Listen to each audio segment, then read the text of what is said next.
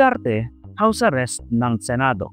Especially a former president of the country to be under house arrest or to be under a country supervised under ICI, especially in the condition of President Duterte, who is 80 years old.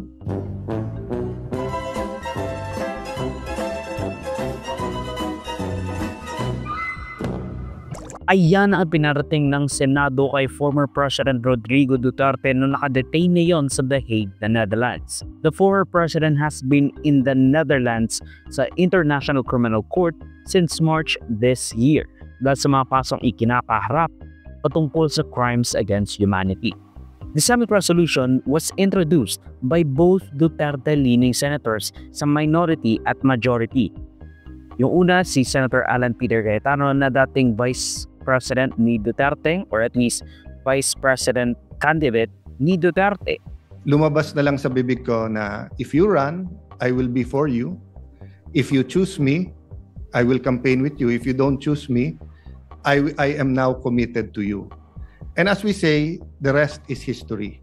At si Duterte endorsed Majority Leader na dating Senate President Migs Zubiri. This is the resolution on the ICC house arrest of former President Duterte. So moves, President. Nawang pakay ng resolusyon na inihain nila ay sigala to urge the ICC para payagan ang house arrest para kay Duterte for humanitarian consideration. Humanitarian? So what made them push for this? May inargue kasi si Nicholas Kaufman, Duterte's lead defense sa ICC, citing Anticlair. Sinabi nila na Malacanang is not opposed to the interim release o samantalang pagkakalaya ni Duterte and eventual pagpunta sa ibang bansa na parte ng ICC instead of the detention facility sa The Hague. Pero agad naman tong pinabulaanan ni Auntie Claire. Sinasabi ni Auntie Claire, wala naman akong sinabi gano'n. Hindi ko sinabi na hindi opposed ang Malacanang sa interim release. Ang sinasabi lang ng Malacanang, pinapaubaya sa ICC kung bibigyan ng interim release at kung meron mang